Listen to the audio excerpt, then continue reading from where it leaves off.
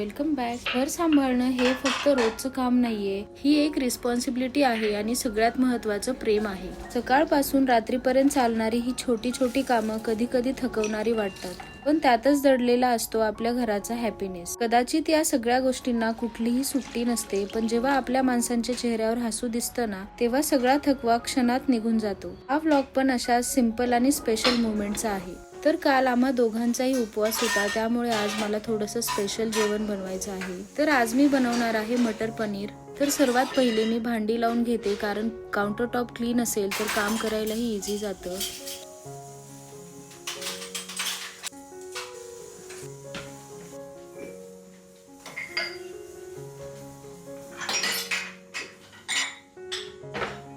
Home maker असणं म्हणजे रोज नवीन काहीतरी शिकणं. कधी पेशन्स, कधी प्रेम आणि कधी सॅक्रिफाईस. पण प्रत्येक दिवशी आपण अजून स्ट्रॉंग होतो.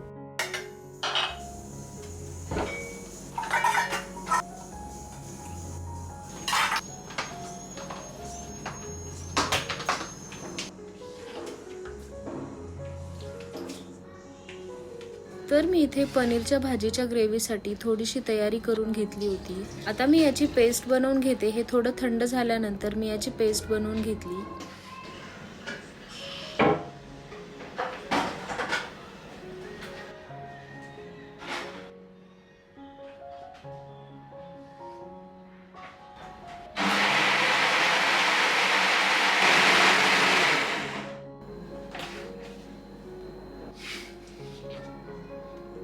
तर आता माझी सगळी तयारी झाल्यानंतर मी आता पनीरची भाजी बनवून घेते, कारण याला थोडा वेळ लागतो. तर त्यासाठी मी पॅनमध्ये थोडंसं ऑइल ॲड केलं आणि आता जी पेस्ट बनवून घेतली आहे ती ॲड केली. या पेस्टला कुक व्हायला थोडा जास्त वेळ लागतो आणि पेशन्सही लागतात. आता मी याला कव्हर करून दुसऱ्या गॅसवरती शिफ्ट करून कुक व्हायला ठेवते. या पेस्टला ऑइल सेपरेट होईपर्यंत कुक करून घ्यावं लागतं, त्यामुळे याला थोडा वेळ लागतो. तोपर्यंत मी डाळ फोडणी टाकून घेते.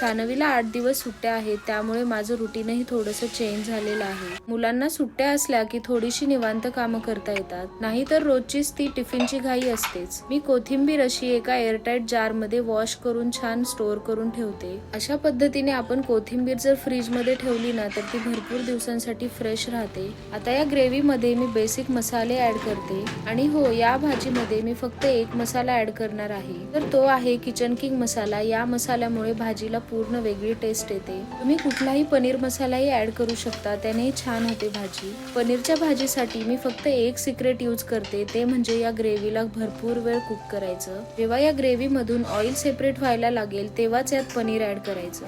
आता मी यात ऍड करते 2 टीस्पून शुगर. शुगर ऍड केल्यामुळे भाजीची टेस्ट बॅलन्स होते, कारण आपण यात टोमॅटोची पेस्ट टाकलेली आहे. स्पेशली सानवीला आणि मला पनीर खूप आवडतं, त्यामुळे मी नेहमी बनवत असते.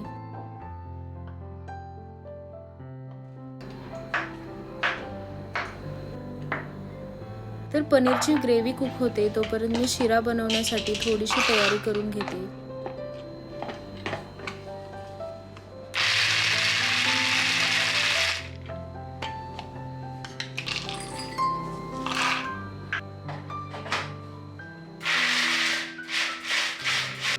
हे चॉपर दिसायला जरी छोटं असलं ना, तरी खूप युजफुल प्रोडक्ट आहे किचनसाठी. या चॉपरची बॅटरी पण भरपूर दिवस चालते, म्हणजे लिटरली याला 1 महिना मी चार्ज न करता वापरते. जर तुम्हाला या चॉपरची लिंक हवी असेल तर मी डिस्क्रिप्शन बॉक्समध्ये याची लिंक ऍड केली आहे, तुम्ही तिथे जाऊन चेक करू शकता. रवा भाजते वेळेस मी यात ड्रायफ्रुट्सही ऍड करते, म्हणजे ड्रायफ्रुट्सही छान क्रिस्पी होतात.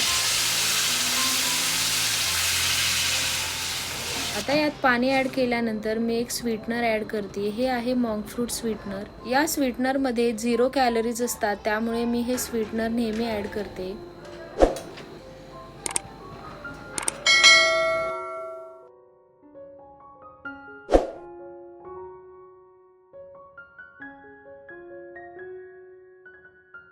छान जेवण रेडी झाल्यानंतर आम्ही दोघांनी बाल्कनीमध्ये बसून छान जेवण एन्जॉय केलं. मग दुपारी आराम केल्यानंतर आम्ही थोडंसं बाहेर गेलो, कारण आम्हाला 1K सबस्क्रायबर्स कंप्लीट झाल्याचं एक छोटंसं सेलिब्रेशन करायचं होतं. आपण सगळे मोठ्या स्वप्नांच्या मागे धावत असतो, मोठं काहीतरी मिळवायचं असतं, मोठं काहीतरी करायचं असतं, पण या सगळ्या धावपळीत आपण छोट्या छोट्या विन्स कडे दुर्लक्ष करतो. खरं तर छोट्या छोट्या गोष्टींमध्येच आपला हॅपीनेस असतो, कारण मोठं सक्सेस एकाच दिवशी मिळत नाही, ते या छोट्या छोट्या प्रयत्नांनी, छोट्या जिंकण्यांनीच तयार होतं. आज मी जे काही अचीव केलं आहे ते कदाचित जगासाठी छोटं असेल, पण माझ्यासाठी ते खूप मोठं आहे.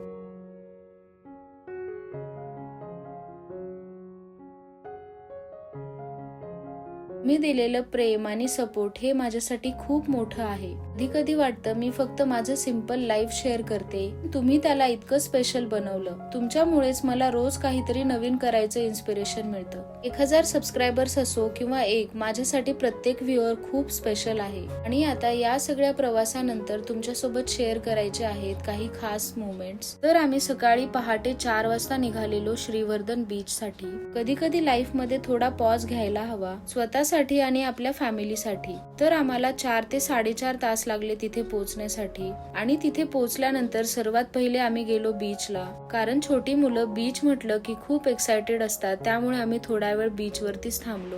आम्ही श्रीवर्धन मध्ये एक छोटंसं फार्म हाऊस बुक केलं होतं. मी फर्स्ट टाइम श्रीवर्धनचा हा बीच पाहिला. खरंच खूप स्वच्छ बीच आहे हा. सिटीतल्या गर्दीपासून दूर, एकदम शांत, निसर्गाच्या कुशीत. खरंच किती छान वाटतं ना. बीच वरती थोडासा टाइम स्पेंड केल्यानंतर आम्ही गेलो फार्म हाऊसला.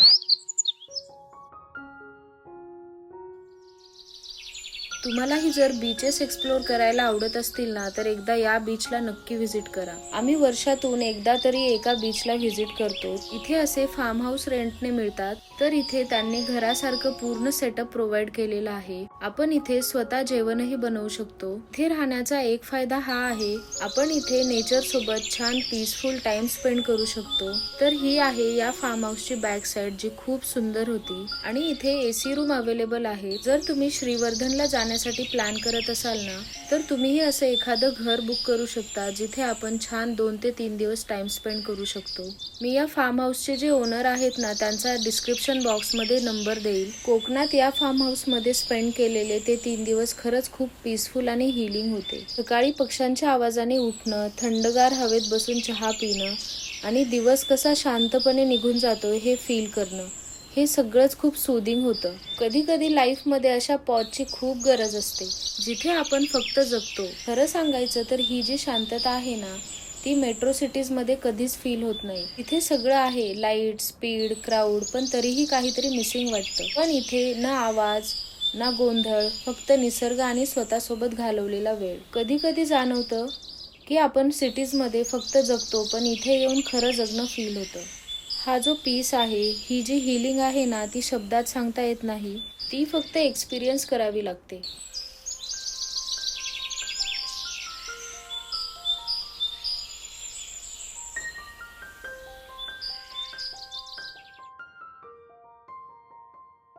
तर दुसऱ्या दिवशी सकाळी लवकर बीचवरती जाऊन आम्ही छान घावणे एन्जॉय केले. कोकणामध्ये येऊन घावणे आणि उकडीचे मोदक नाही खाल्ले तर काय केलं. इथे बीचवरती गरम गरम उकडीचे मोदक मिळतात. मला उकडीचे मोदक खूप आवडतात. मी घरीही उकडीचे मोदक बनवते, पण इथे येऊन या गोष्टी ट्राय करण्याची मजाच काही वेगळी असते. मग आम्ही बीच वरून परत घरी गेलो, कारण आज आम्ही ट्राय करणार होतो घरचं जेवण. तसंही दुपारी आमच्याकडे भरपूर वेळ होता, त्यामुळे आज आम्ही डिसाइड केलेलं की आपण आज घरीच जेवण बनवूया. मग आम्ही रूम वरती जाऊन छान जेवण बनवलं.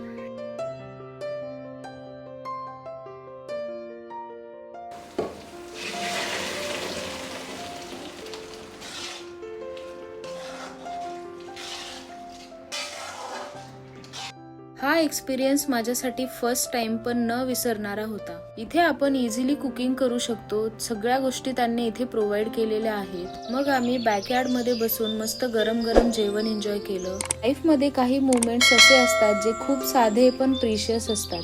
एकत्र बसून जेवण करणं, निसर्गात निवांत वेळ घालवणं, हे सगळं दिसायला जरी छोटं असलं ना, पण ते शब्दांमध्येही एक्सप्लेन करता येत नाही. म्हणून कधी कधी थांबून त्या मोमेंट्सलाही फील करायला हवं, कारण हेच मुवमेंट्स आपल्या लाईफ मधले सगळ्यात प्रिशियस मुवमेंट्स असतात.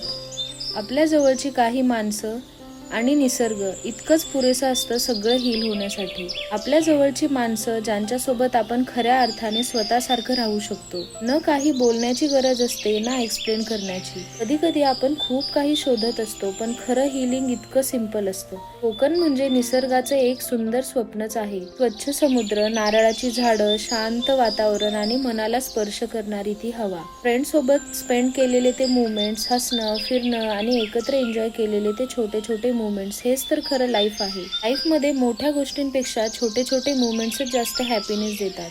फ्रेंड्स, फॅमिली आणि तुमचा सपोर्ट हाच माझा खरा ट्रेजर आहे. Thank you so much for being a part of my journey. चला तर मग भेटूया तशाच एका नवीन व्हिडिओमध्ये. तोपर्यंत bye. Stay connected, stay inspired and stay with Shilpa.